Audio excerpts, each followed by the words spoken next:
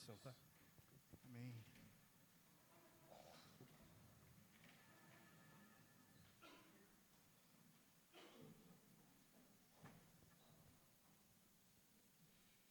Bom dia, irmãos e irmãs. Que a maravilhosa graça do nosso bom pastor esteja com cada um de vocês nesta manhã. Eu sempre digo isso. Eu sempre começo saudando a igreja na graça maravilhosa de Cristo Jesus. E algumas pessoas respondem amém. Outras não sabem o que dizer. Falam assim, pastor, eu nunca ouvi isso, como que eu respondo? E ainda outras ficam na dúvida e ficam quietas. E aí eu tenho percebido que todo domingo, assim seja, amém, bom dia. Então, diante disso, eu queria propor uma tradição aqui na IPPAC. Uma tradição que ela é educada, mas não só educada, ela é bíblica, ela é missional. Quando eu saudar vocês com a graça de Jesus, é só responder simplesmente com você também. Simples, né? Então a gente vai praticar. Que a maravilhosa graça de Cristo Jesus, nosso bom pastor, esteja com cada um de vocês. Perfeito. Faremos isso daqui para sempre. Amém? Hoje estamos na segunda parte da nossa série, O Senhor é Encontrando o Cristo Jesus no Salmo 23.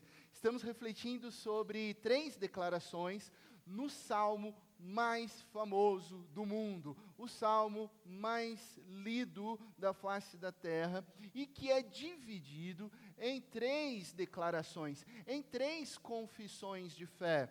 De nada terei falta.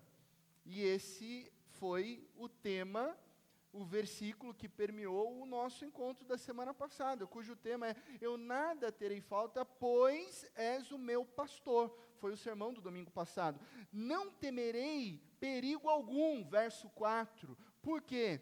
Porque tu és o meu companheiro que está comigo. Esse é o tema de hoje. E por fim, nós encerraremos a série com o verso 6, habitarei na casa do Senhor enquanto eu viver, pois tu és o meu anfitrião. Assim eu te convido nessa manhã a você abrir o texto bíblico no precioso Salmo 23. Você pode acompanhar a leitura com a sua Bíblia ou também aqui o texto que está sendo projetado no telão. Salmo 23, e nós leremos. Durante essa série, nós leremos sempre ele todo. E podemos fazer isso juntos, né? Em uma só voz. Vamos lá? O Senhor é o meu pastor, de nada terei falta. Em verdes pastagens me faz repousar e me conduz a águas tranquilas. Restaura-me o vigor, guia-me nas veredas da justiça, por amor do seu nome. Mesmo quando eu andar por um vale de trevas e morte, não temerei perigo algum, pois tu estás comigo. A tua vara e o teu cajado me protegem. Preparas um banquete para mim, à vista dos meus inimigos. Tu me honras, ungindo a minha cabeça com óleo e fazendo transbordar o meu cálice. Sei que a bondade e a fidelidade me acompanharão todos os dias da minha vida, e voltarei à casa do Senhor enquanto eu viver. Feche seus olhos, vamos orar mais uma vez. Obrigado, Jesus, porque o Senhor se revela a nós como maravilhoso e bom pastor, que está presente, que está conosco em todos os momentos, até mesmo quando nós atravessamos o vale de trevas e morte. Venha, Santo Espírito de Deus, abrir os olhos dos nossos corações para que entendamos aquilo que o Senhor tem para falar a cada coração aqui nessa manhã. É no poderoso nome de Jesus que nós oramos. Amém. Amém. Semana passada, no nosso primeiro encontro, nós focamos nos primeiros versos, o primeiro, o segundo e o terceiro. E hoje a nossa reflexão focará no verso 4. Mesmo quando eu andar por um vale de trevas e morte, Eu não temerei perigo algum, pois tu estás comigo. Que imagem poderia representar esse verso? Esse verso. Não temerei mal algum, mesmo ao andar pelo vale de trevas e morte. Se você tiver a curiosidade, chegar em casa, abrir o seu computador e dar o que a gente chama de googada, né? Você entra lá no Google e escreve imagens do Salmo 23, você será bombardeado por aquelas cenas idílicas. Ovelhas em pastagens verdejantes, pores do sol deslumbrantes, tudo muito belo, retratando a paz, retratando a tranquilidade, as águas tranquilas. Mas que imagem poderia representar esse verso específico do vale de trevas e morte? Eu quero fazer um exercício aqui, porque eu sei que talvez algumas pessoas possam reconhecer, né? Vamos ver. Alguém reconhece essa cena? Alguém? Opa! Senhor dos Anéis. Eu sabia que alguns não iriam me decepcionar, né? Essa cena é uma cena do filme O Retorno do Rei, né? Uma obra magnífica de Tolkien, O Senhor dos Anéis. E o local, né? Esse local assustador chama-se Caminho dos Mortos e é por onde o Aragorn atravessa para a Batalha dos Campos de Pelennor. O vale é sombrio, o vale é perigoso, o vale é misterioso, um lugar completamente assombrado pela morte e pela escuridão, né? Muitos de vocês sabem que tanto Tolkien quanto Lewis eram cristãos e eles tinham um desafio entre eles de fazer obras, de escrever uma literatura que apontasse para a obra da redenção. Por isso que você conecta Crônicas de Nárnia, que é muito mais assim objetivo e claro, a obra redentora de Cristo Jesus, e aí o Tolkien optou por ser mais assim, misterioso, mas também apontando para a obra de Cristo Jesus, criando todo aquele cenário do Senhor dos Anéis. Definitivamente, esse momento, essa cena, esse tipo de vale, né, e se você se colocar na posição de estar atravessando, é algo que ninguém aqui deseja atravessar esse tipo de local. A expressão bíblica, agora voltando para o texto nosso que nós acabamos de ler, a expressão bíblica para vale de trevas e morte, ou em algumas traduções, o vale da sombra da morte, vem de uma palavra, apenas uma palavra hebraica, né, salmavet, e essa palavra significa sombra profunda da escuridão. Por isso que a gente tem algumas traduções distintas, porque ela é uma camada intensa que retrata uma sombra profunda da escuridão. Sombra profunda da escuridão é, obviamente, uma metáfora para uma condição de escuridão associada à angústia, associada à dor, associada a sofrimento e ao perigo. Escuridão já é ruim, correto? Mas a sombra profunda da escuridão é ainda pior. Alguns de vocês já enfrentaram, ou talvez estejam num vale de sombra profunda da escuridão, como, por exemplo, a dor profunda do luto, a escuridão da depressão, o vale do trauma, do abuso, da quebra de confiança, da traição, o vale da sombra profunda do abandono, onde você se sente só. E o que temos aqui, nesse salmo, é Davi, o autor, o rei, comparando-se a uma ovelha totalmente dependente, frágil, completamente indefesa, que está diante do vale da sombra profunda da escuridão. É essa ovelha indefesa que está ali prestes, né, a atravessar o vale da sombra profunda da escuridão. Então ele declara: não temerei perigo algum. E aí que eu fiz questão de não mudar, não alterar a imagem, porque essa palavra é declarada diante do vale. Não temerei perigo algum. A profundidade disso é maravilhosa. Essa confissão pessoal, essa confissão de uma ovelha, é o centro do nosso sermão hoje. E eu vou desafiar você agora, nesse momento, a pensar no seu vale, a pensar na sua dor. E agora juntos a gente vai dizer, vamos lá? Não temerei perigo algum. Não temerei perigo algum, pois tu és o meu companheiro. E esse é o tema da nossa mensagem hoje. O nosso Deus como companheiro. Meus amigos e minhas amigas, há 3 razões que tornam possível fazermos essa declaração, não temerei perigo algum, que é uma declaração extremamente difícil, mas ela é possível, e eu te dou 3 razões do porquê a gente pode declarar isso hoje em nossas vidas. 3 razões para proclamarmos não temeremos perigo algum, e essas razões estão no texto bíblico. A primeira razão é essa: veja, olhe, observe, esteja atento ao pastor como guia. Veja o pastor como guia. Na semana passada, concluímos diante do versículo 3, que o nosso bom pastor nos guia por veredas da justiça, não é verdade?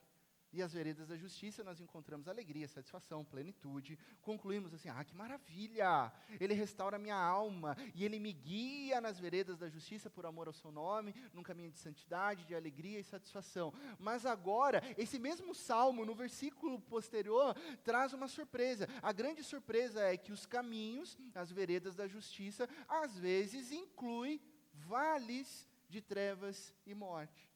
Às vezes incluem situações, circunstâncias e lugares que ninguém deseja estar. E este vale da sombra da morte não significa que você tenha saído ou saiu da vereda da justiça. Na verdade, a vereda da justiça pode ser justamente o caminho que atravessa o vale de trevas e de morte. Pode ser, entende? A gente lembra das palavras de Cristo Jesus lá em Mateus 8,19, quando o mestre da lei disse para Jesus: Jesus, eu te seguirei por onde quer que fores. Eu te seguirei, Jesus, por onde quer que fores. E aí Jesus começa a explicar que o caminho de Cristo era para Jerusalém. O caminho de Cristo Jesus era para a cruz, dor e sofrimento. Você tem certeza que você quer me seguir? Você tem certeza de que você quer seguir os meus passos? Porque eu estou indo para Jerusalém. Eu estou indo para a cruz. Com frequência nós desejamos a presença de Deus lá no topo da montanha, lá naquele momento claro, tranquilo, límpido, com os raios solares, longe da tristeza, longe da confusão, da angústia e da dor. Afinal, ninguém aqui é doido em desejar sofrer. E talvez você se lembre da nossa série Advento, que foi no finalzinho do ano passado, Deus conosco, e numa mensagem específica, Deus conosco nos vales, eu disse exatamente o seguinte, e aqui eu trago o mesmo slide: nós podemos desfrutar da presença de Deus no topo da montanha. Claro que nós podemos, e é maravilhoso, mas o conhecemos intimamente quando passamos pelos vales. Muito mais conhecemos o nosso pastor quando a gente atravessa os vales. E hoje, ao olharmos para o Salmo 23, encontramos um pastor que nos guia pelo seu caminho eterno, inclusive pelo vale de trevas e morte. E aí eu preciso te dizer, nessa manhã, algo muito sério. Se Deus está te guiando, então o vale da sombra profunda da escuridão em que você está, se Ele está te guiando, é o vale de Deus. É o vale de Deus. É o vale de Deus porque Ele está lá com você. Jesus não está do seu lado desesperado, perdido, sem saber como lidar com a situação de sofrimento que talvez você esteja enfrentando, como se Ele nada pudesse fazer com a sua história, com a sua vida, com a sua jornada. A Bíblia revela que Cristo Jesus é o Senhor sobre todas as coisas, as visíveis e as invisíveis, nos céus e na terra, reconciliando consigo todas as coisas, inclusive o vale da sombra profunda da escuridão. Pois se não fosse assim, se Ele não pudesse, então Ele não estaria com o governo sobre o vale também. E se Ele não estivesse no governo, então como Ele poderia nos ajudar quando nós atravessarmos o vale de trevas e morte? Amigos, o que eu estou querendo expor aqui nessa manhã é que Deus, Ele é e continua sendo soberano em todas as coisas. E veja bem, isso não significa que Deus seja o autor do mal. Deus não é o autor do pecado, Deus não é o autor do mal, Deus não é o autor da morte, Ele é o autor da graça, Ele é o autor do bem, Ele é o autor da vida. Pastor, mas se Deus, Ele é o autor do bem, da vida, da graça. Então Deus foi pego de surpresa? Jamais, jamais.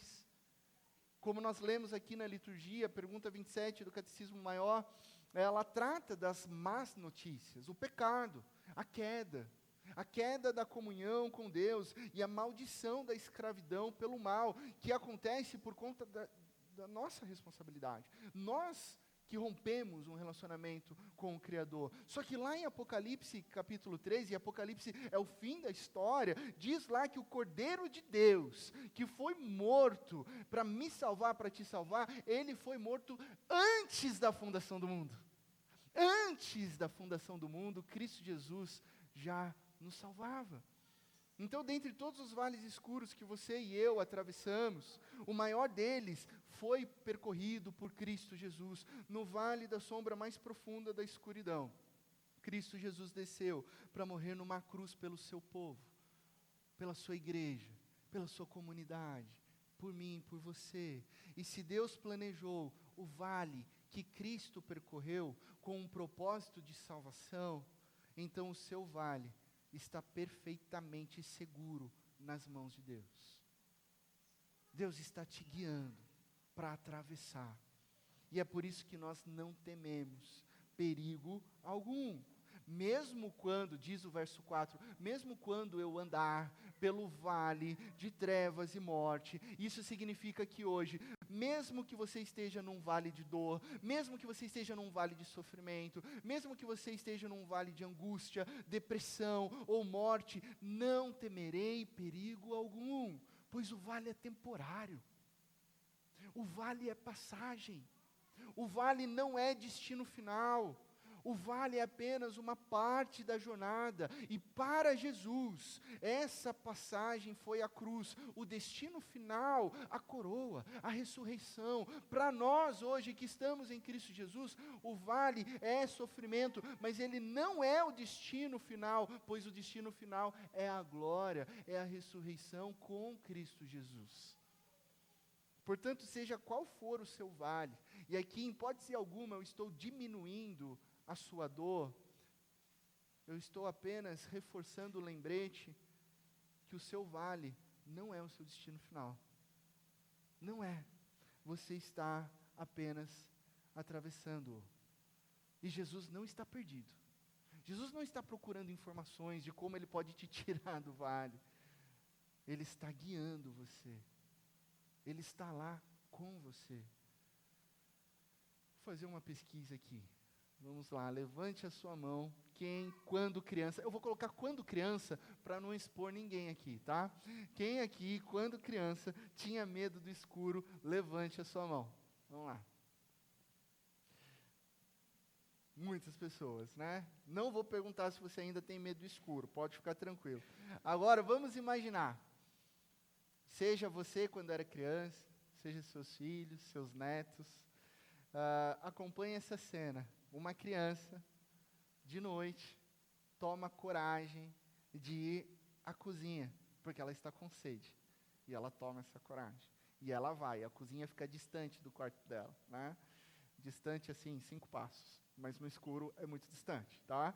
Então, à noite, ela vai lá e ela acende a luz. E ela pega o seu copo d'água, ela toma o seu copo d'água na cozinha com a luz acesa, mas agora ela tem uma outra missão: apagar a luz e retornar para o seu quarto, correto? Como que ela faz, ou como você fez na infância, em qual velocidade esse trajeto de apagar a luz da cozinha e chegar no seu quarto? Como é que ela vai? Rápido, correndo, jornada, né? Já fica assim, colocou o copo na pia, apagou a luz e partiu e entra na cama. Isso é muito interessante, porque ela instintivamente foge da escuridão. Ela corre, e ela corre de um perigo iminente que ela criou na imaginação dela. Isso acontecia lá em casa quando a Bela era pequenininha. Ela corria no escuro. Mas era interessante que quando eu estava na sala, assistindo às vezes um jogo de futebol, que ia um pouco mais tarde, ela não corria. Ela ia calmamente na ida e na volta. E por quê? Porque ela sabia que eu estava ali. Agora volte os olhos para o versículo 4 do Salmo 23 e responda-me, como o salmista atravessa o vale de trevas? Como que ele atravessa? Ele anda, ele caminha, ele não corre, ele não vai rápido. E que tipo de pessoa caminha no meio de um vale de trevas e morte? Somente o tipo de pessoa que tem a alma calma e segura em seu pastor que está ali presente.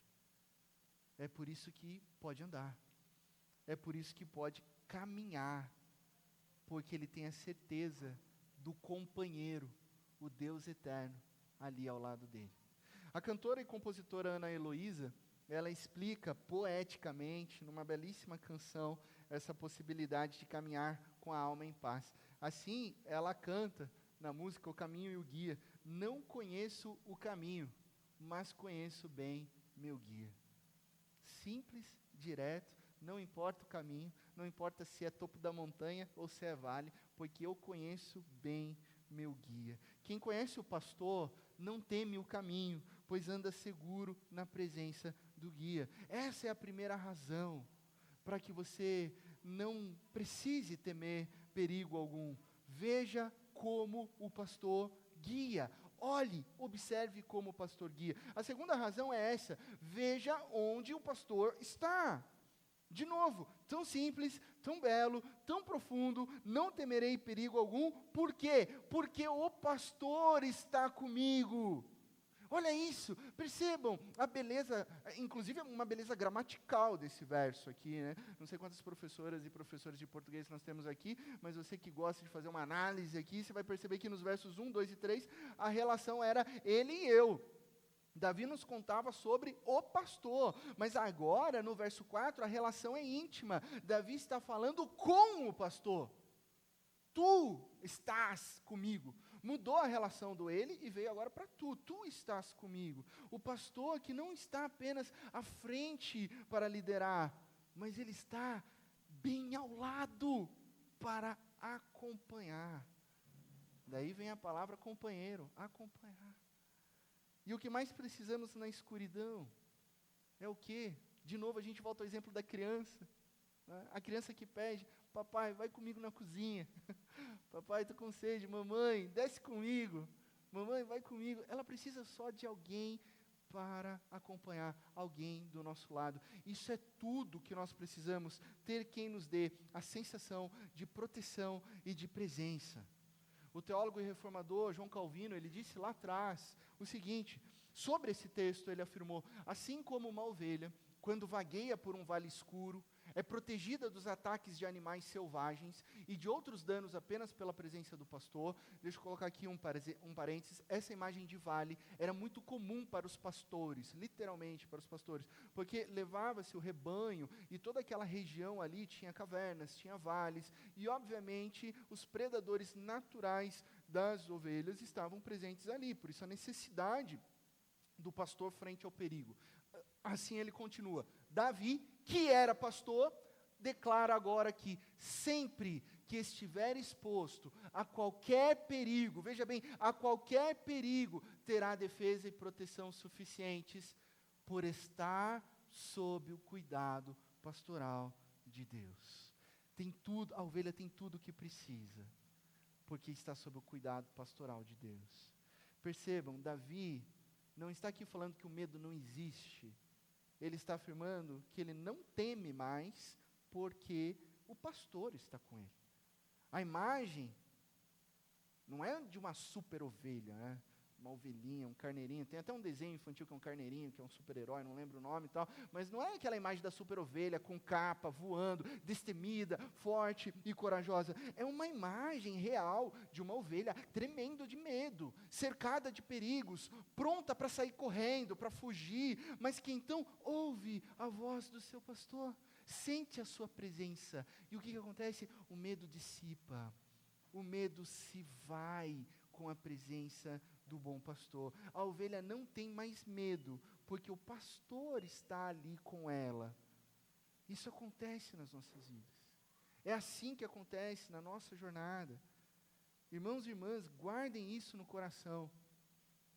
O amor A presença de Deus dissipa, espanta, anula o medo. O medo mantém uma relação inversamente proporcional à presença do pastor. O pessoal aqui é mais da lógica, da razão, da matemática, né? Engenheiros aqui, técnicos e pessoal de exatas de plantão, bem como os vestibulandos, isso cai no vestibular, né?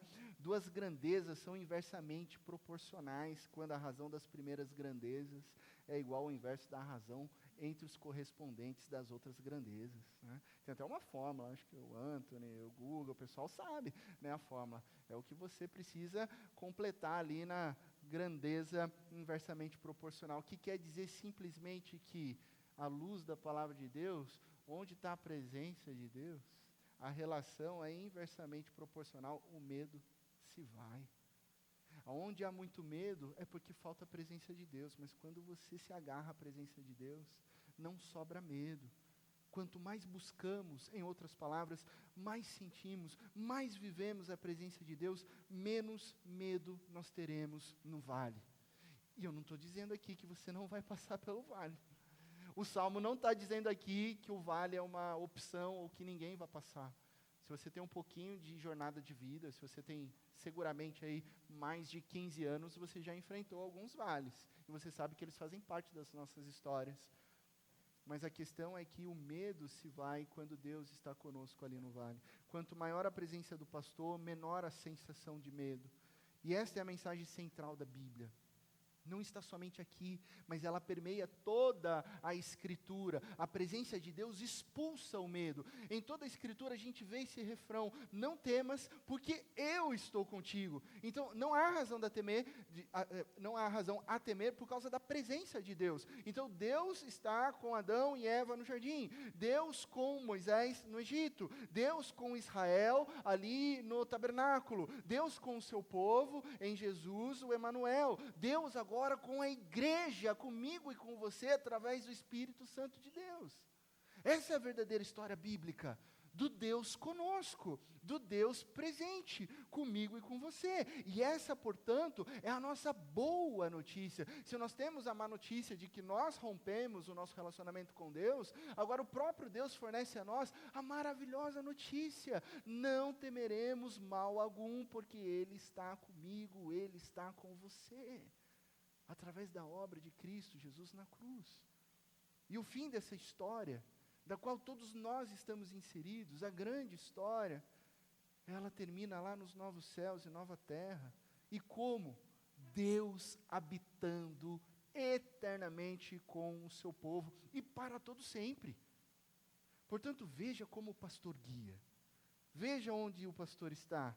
E por fim, veja o que o pastor segura. Temos uma imagem aqui. O verso 4 diz: a tua vara e o teu cajado me protegem.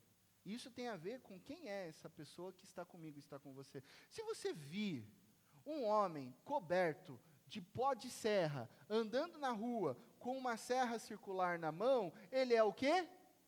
Um marceneiro. Alguém falou assassino? Coberto de pó de serra, não de sangue. E se for de sangue, ele é um marceneiro que está a caminho do hospital. Um assassino. Vamos diminuir o filme de terror e assistir mais Senhor dos Anéis? Vamos fazer esse combinado? Esquece o filme de terror, vai para a trilogia do Senhor dos Anéis, né? Se você, vou dar outro exemplo.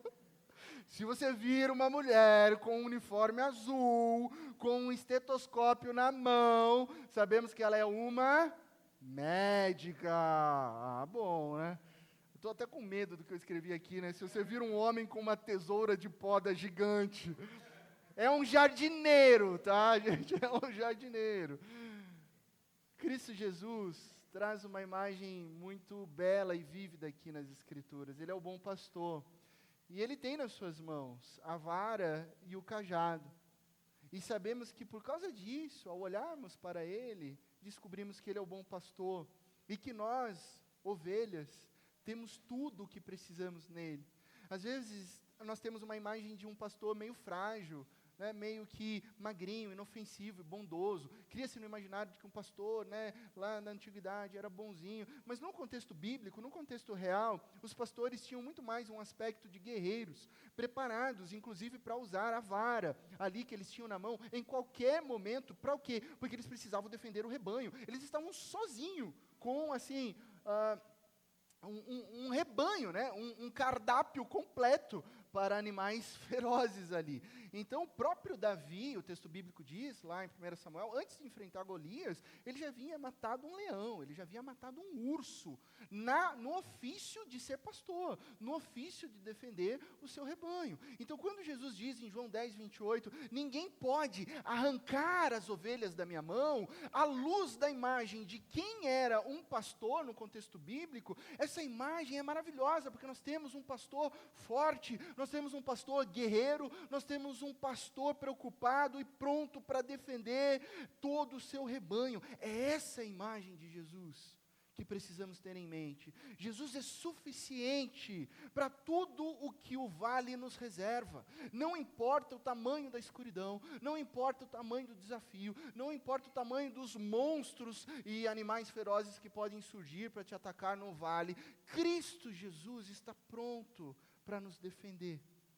Em suas mãos ele tem a vara, um instrumento de disciplina, e o cajado, um instrumento de acolhimento, de reunião, de nos reunir para ele. E nós precisamos desse bom pastor, que com sua vara nos disciplina, corrige, trata o nosso coração pecaminoso, aquele que insiste em olhar para a grama do outro pasto, achando que ela é mais verde. Para a grama do consumismo, para a grama da ideologia, para a grama do sucesso, para a grama das riquezas deste mundo, achando que aquilo que vai trazer satisfação, achando que aquilo é mais verde. Também precisamos desse bom pastor que com o seu cajado nos traz de volta, não nos deixa ficar pastando em outros gramados falsos, que não trazem, não nos levam a águas tranquilas. Então, com esse cajado, e por isso tem uma curvinha na ponta do cajado, ele traz de volta ao caminho. Às vezes, ele faz isso de uma maneira delicada. Às vezes, a ovelha é meio teimosa, ele puxa mesmo. Nos guia, então, através das veredas da justiça, do caminho que ele sabe, e que eu não preciso saber. Você não precisa saber, nós precisamos saber que Ele é o nosso guia, Ele é o nosso pastor. E Ele nos guia, inclusive através de vale de trevas e morte. Precisamos porque quantas vezes, e aqui a gente precisa ser honesto com nós mesmos, quantas vezes somos ovelhas teimosas, nos envolvemos em relacionamentos que não deveríamos, deixamos de lado a leitura, a meditação da palavra de Deus que nos molda, que nos direciona, paramos de nos importar em vir à igreja, se reunir com o povo de Deus, adorar e louvar a Deus, não damos mais ouvidos à repreensão amorosa dos nossos irmãos, que muitas vezes estão ali como voz de Deus para nos orientar, não vai por esse caminho não faz isso com a sua família, não haja dessa maneira antiética, mas nós vamos nos esquivando da vara, escondendo do cajado. Então, como que nós podemos, então, esperar ser consolados e protegidos, se nós somos esse tipo de ovelha teimosa, que acha que não precisa do bom pastor? Concluindo, o meu trabalho, inclusive, é pastorear, né? Por isso, a minha vocação, Deus me chamou para pastorear. Pastorear a IPPARC. Pastorear o rebanho, que não é meu. Não é meu. Esse rebanho é de Cristo Jesus. Perdoe-me você que tem um outro tipo de trabalho, mas o meu trabalho é o melhor do mundo, tá? E fui eu quem o recebeu. Mas ao mesmo tempo que é o melhor, também é muitas vezes o mais difícil. O mais difícil, porque uma das minhas funções como pastor é usar a vara e o cajado. Ou seja, faz parte da responsabilidade que Cristo Jesus confiou a mim, usar a disciplina e a proteção. Não são raras as vezes em que eu sou mal interpretado ao usar a vara da disciplina. Ah, não gostei do jeito que o pastor falou comigo. Onde já se viu ele me repreender? Por que ele me confrontou? O meu pecado eu vejo com Deus, eu não vejo com ele. Quem é ele para dizer o que eu devo fazer? Ah lá, o pastor se achando perfeito. E eu já falei aqui milhões de vezes para você que eu não sou perfeito, que miserável homem que sou, dependente totalmente da graça de Deus, assim como você. Mas eu preciso te lembrar que eu não estou aqui para te ferir. A vara não é para machucar as ovelhas, é para afastar os lobos. O cajado é para as ovelhas que às vezes estão perdidas ou fugindo. Então o pastor precisa traí-las de volta ao rebanho, puxá-las de volta à proteção, volta à presença do bom pastor, que é Cristo Jesus, que é o nosso maravilhoso e bom Deus. E principalmente se você estiver enfrentando um momento da sua vida que é de vale, de sombra, de profunda dor, de trevas e de morte. Porque é natural que o nosso coração teimoso e pecaminoso queira fugir da presença de Deus. Talvez você esteja de fato num vale, talvez você só enxergue escuridão. Então eu, como pastor, nessa manhã, usando o cajado que eu tenho aqui em mãos, eu preciso te dizer, com todo o amor do mundo aqui nessa manhã, abra os seus olhos e veja como o pastor Cristo Jesus guia. Abra os olhos para ver onde o pastor Cristo Jesus está ao seu lado. Abra os olhos para você ver o que ele segura em suas mãos. Ele quer te trazer de volta para o lugar onde você jamais deveria ter saído, que é a presença, o rebanho e o cuidado dele para a sua vida. Assim, você poderá seguir caminhando, andando sem medo algum com um bom pastor, porque ele está comigo, ele está com você. Quem é ele? O companheiro eterno das nossas vidas. O que a gente leva para casa, pastor, à luz desse salmo? É muito desafiador pregar o Salmo 23, né? Porque ele é o salmo mais conhecido do mundo, né? Então, às vezes, eu chovo no molhado. Mas, às vezes, a gente descobre uma preciosidade que a gente nunca percebeu ao ler mais de 10 vezes. O que a gente faz a partir disso, dessa mensagem tão poderosa, de quem é o pastor companheiro? Lição prática de vida. Lição prática de vida. O medo está sempre numa relação inversamente proporcional à presença do pastor. Guarde isso no seu coração. E o que você vai fazer durante essa semana? Leia diariamente e com calma. E em voz alta, porque nós utilizamos aí mais sentidos quando a gente faz uma leitura em voz alta. Todo o Salmo 23. Seja pela manhã, quando você acordar, pegue a sua Bíblia. De preferência, pegue a Bíblia, essa daqui, de papel, sabe? Assim você evita ver uma notificação do Instagram. Então você pega a Bíblia de papel, abre no Salmo 23, no seu quarto, lê. Lê para quem? Lê para sua alma. Lê para você em voz alta. Todo o Salmo 23. E então concentre-se ali no verso 4, em conhecer bem o seu companheiro, o bom pastor que está contigo no vale de trevas e morte. E aí você pode perguntar, onde ele está? Ele está contigo. Que Deus te abençoe, na mais absoluta certeza de que em Cristo Jesus todas as coisas ficarão bem. Nós vamos agora nesse momento cantar uma canção. Eu quero te convidar a se colocar em pé nesse momento. E essa canção fala sobre a